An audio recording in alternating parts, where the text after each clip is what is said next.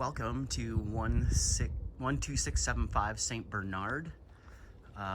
This is a 4-bedroom, 2-bath, no garage listing offered at $819,000. It's on 0.31 standard, third of an acre. Square foot is 1,456. It was built in that sun angle's really terrible. Built in 1991.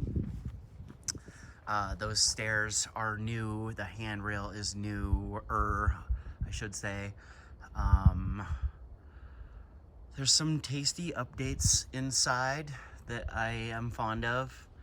There's also a ton of audio and video surveillance in there. So to get my real honest opinion on the home for the interior, I'm probably just gonna point out things and not pick it apart like I normally would.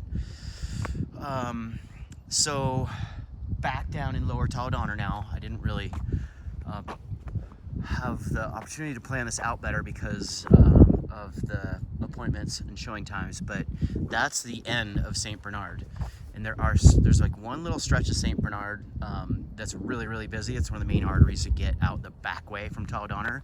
But that's about a half mile that way. So super quiet, super peaceful location and setting. We've got a gentle upgrade lot. This is most definitely a very active seasonal stream in dividing these two properties. So big winter like we just had, this thing would be raging in the spring. Let's see if we can see what kind of roof we got here. So it's a V-weld metal roof. Hard to see or say from here, but it looks like it's in pretty good shape. Driveway gets a C+. There's no garage, right? So there's limited parking there. There's probably spots for 2 cars in the winter. I mean, the street's so quiet. It doesn't really matter if you just pull right out blind if you're in the snowbanks. And obviously you could just drive right over this dirt if you want to do a little bit of a loop. But like I was saying, incredibly peaceful, quiet setting. The house is very similar to a Marlette, slightly different, but great snow shed. Snow shed, it's to the side of the house, not into the driveway, and not onto the deck, so you don't have to worry about snow breaking your handrails every winter. I'm going to point out one negative before I go inside where all the microphones are. There is access to the backyard, but it's through one of the guest rooms, so that's kind of weird. It would probably be, I'm going to say it would be really difficult to attach a garage to this house. So anyway, let's go inside, take a look. Gonna be nicer than usual because of the microphones. So this is an entry that goes into essentially the basement. It's like finished crawl in there. It's nice. I'll show you from the inside.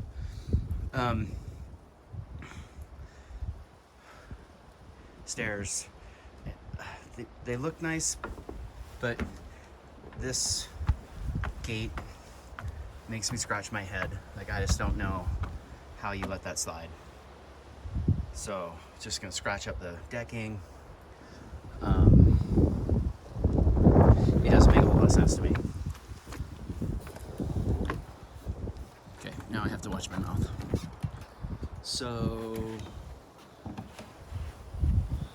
that is north, right? So shady side of the road.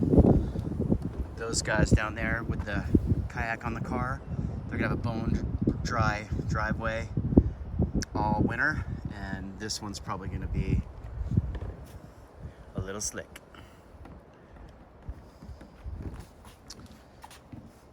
Deck's in decent shape. You get a lot of shade here in the afternoons. In the summer, it'd be nice because it's nice and cool. Entryway is really nice. There's new engineered hardwood floors throughout the entire downstairs. You got a pretty decent mudroom here. A lot of new improvements with the lighting and fixtures. Kitchen has been remodeled for sure. This one was built in 1991, so there's a lot of nice upgrades.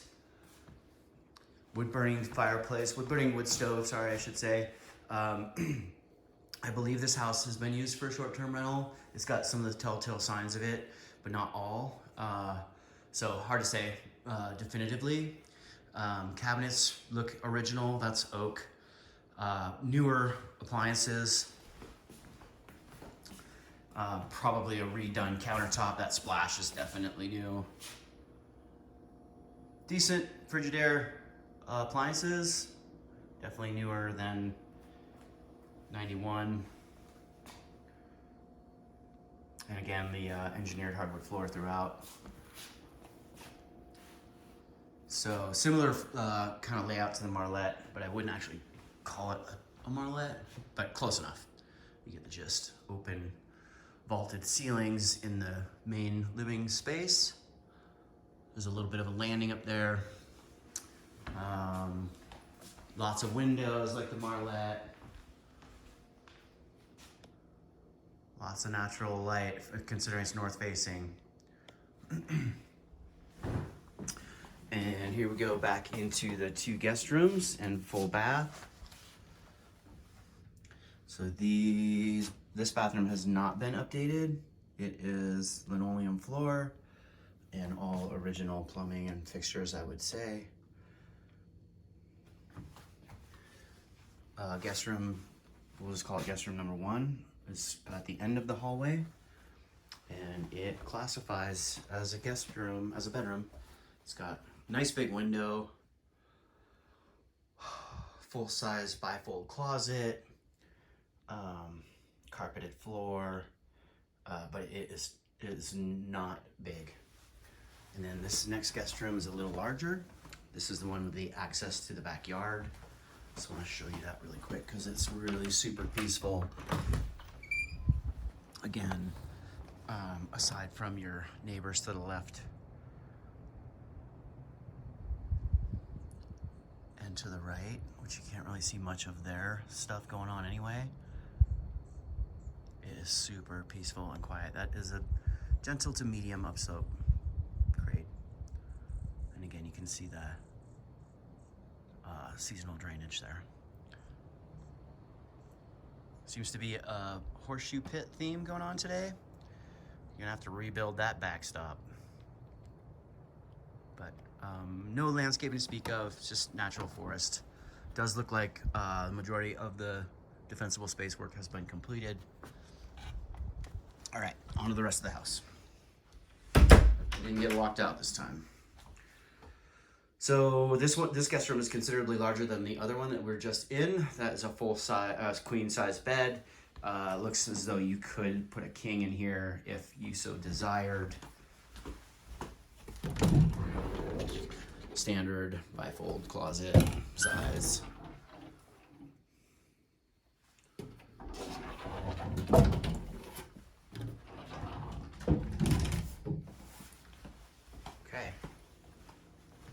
Let's go downstairs first. So the stairs are carpeted. They even carpeted the stem wall, the concrete foundation.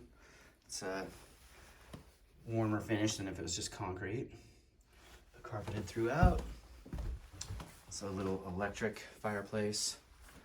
Decent sized closet in here, to be honest. Pretty good storage. And this was the entryway I was speaking about outside. Carpeted. Low ceilings there, but the rest of it's 8-foot ceilings. And this is the crawl space, and they got a little bit of a workshop set up down here, which is nice. Always good to have a little workspace. This is also where your furnace is. That looks much newer than 1991. Tankless hot water heater. That is way newer than 1991. So I think we talked about the benefits and the pros and cons of the tankless water heater. When there is sufficient power, there's no power outages, they are awesome. You will never run out of hot water. But as you know, Tahoe Donner and this whole area is prone to high winds, power outages. So the problem with the tankless is if the power goes out, you have no hot water. Whereas if you had a tank one, you'd have at least however many gallons are in the tank. We'll go upstairs here. Oh yeah, there is no loft or landing.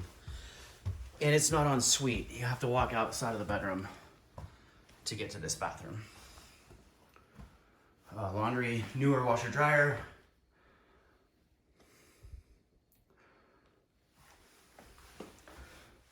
And all original plumbing and fixtures.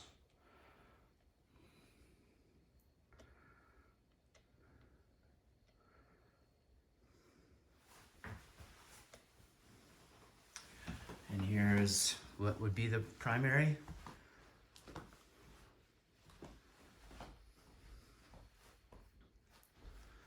That is a king size bed here.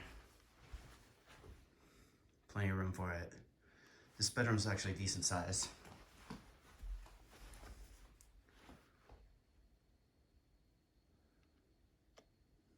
And it's semi-vaulted. You can see the big beefy glue lamp up there.